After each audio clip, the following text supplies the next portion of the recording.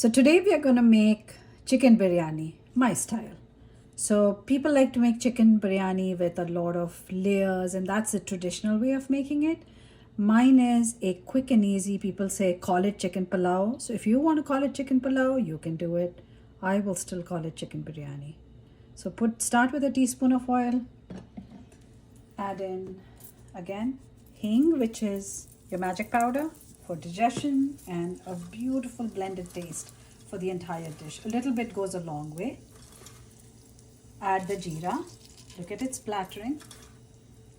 Cumin is really good for your system. So thank God for the Indian spices that they have all of these added to our regular cooking.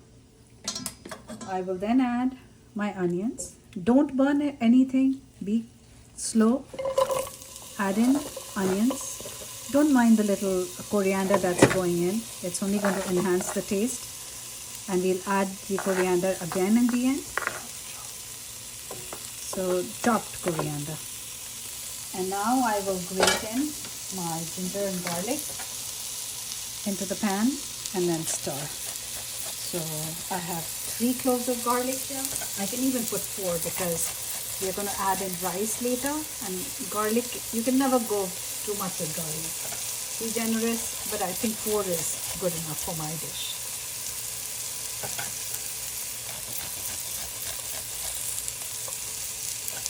And ginger too. So this is again a 1/4 inch of ginger.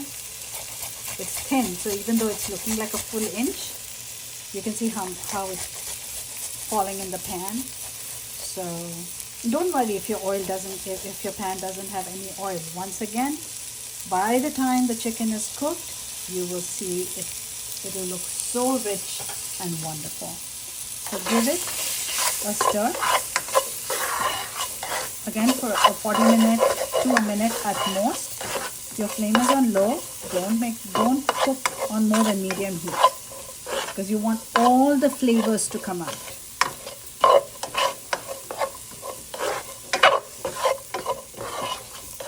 Alright, so it's been 30 seconds or close to a minute that it has been sauteing. At this point, I will add turmeric, 3/4 teaspoon, 1 teaspoon of 1 1/4 heaped teaspoon of coriander powder. Alright, and salt really helps the onion to sweat and blends the taste in well. So I put in a teaspoon and 1/4, I would say, of salt. So this looks like a dry roast, but believe me, it's going to come along. So at this point, I'm going to start adding the marinated chicken, and I'll tell you how I marinated the chicken. It's always take the fat out of the chicken. This is boneless, skinless thighs, and it was marinated in lemon juice, in a little bit of turmeric, and a little bit of salt.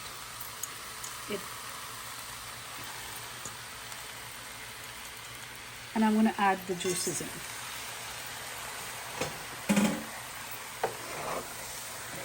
I'm going to now see all the spices. Nothing is sticking, so everything is going to get lapped up. So what I'm going to do next is add in about, I would say, 3 tablespoons of tomato, or more actually, 2, 3, 4, 5. The reason I put more crushed tomatoes is because it just makes the curry so rich. So I would need a little bit of curry for when I put in the rice. So we have started the process. It's ready to be covered, and we're going to leave it again on medium high, cover it, and walk away for about 25 minutes. All right, the chicken is done. This is boneless, skinless thighs, right? We made the whole chicken curry with the recipe that I just shared. Now we are going to add 3-4 more ingredients before we put in the rice. I'm going to add 1.5 chopped tomatoes, a little bit of the cilantro at this stage, a teaspoon because the rice is going to go in, a teaspoon of salt because we are going to add in rice, so adding salt to this step is good. You will add in a teaspoon of biryani masala, which is a conglomerate of spices. I bought it from the Indian store. This one in particular was called the Bombay Biryani Mix.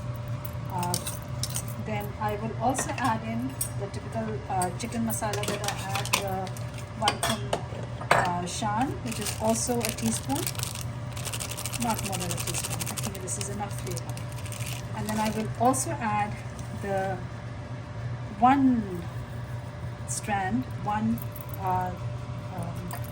say a teaspoon of kasuri methi. I'm going to now just mix it, not going to boil it at this point. And then because biryani is layered with, homemade yogurt, I'm just going to cool this off for about 5 minutes. It doesn't have to be totally cold, but not boiling. I'll add the yogurt, the homemade yogurt. This is again half a cup in front of you.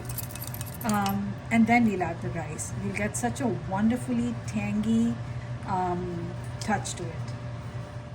So we saw after the chicken was done, we added some chopped tomatoes, some cilantro, the biryani powder, chicken biryani powder, and the chicken masala, a teaspoon of each.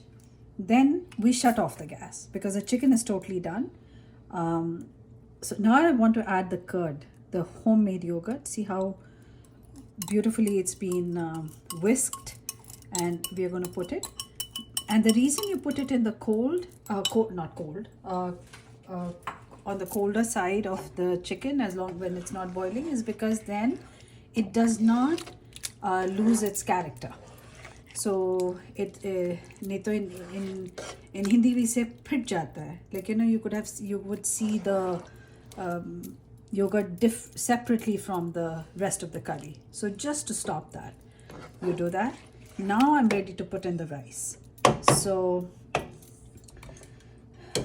this is the rice. It's 2 cups of rice washed, and we already see a cup of, normally the ratio of rice, and to make rice it's whatever the quantity, you double it with water. But since we already have a cup in there, I would now add 3 cups instead of 4 cups of water. And this is basmati rice. So now we put in the 2 cups of rice, spread it out a little, turn it around a little, because it all should be blended in. You don't want all the rice just to be on top. So I kind of mix it in. It's, as I told you, right, this is not the regular biryani process where we start layering the half-cooked rice and the chicken. This is my style, chicken palau and biryani mix. It's done. Instead of the 4 cups of water, I'm going to put 2.5 cups of water here. And I think as long as, see, the whole pan is covered. And we are going to now put the gas on high and wait for it to boil. And the minute it comes to a boil, at that point, I'm going to put it down to a simmer for at least 20 minutes, low, and cook the rice on low. So biryani बन जाएगी, chicken बन गया था. उसके बाद हमने सारी चीज़ें जो हमने आपको दिखाई वो सब ऐड करी, and then we put in the rice. अब हम जैसे ही boil आएगा, we will shut it for, we'll not shut it, we will cover it and cook it for 20 minutes. So we are back after 25 minutes. I had kept the biryani on low after the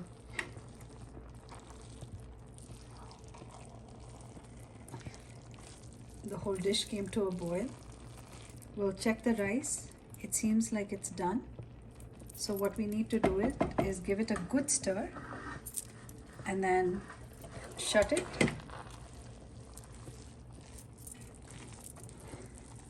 Add some coriander leaves.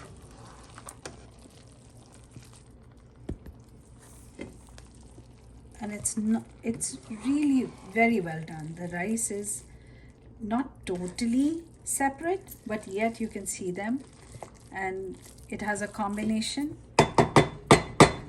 of all the flavors are very beautifully mixed in.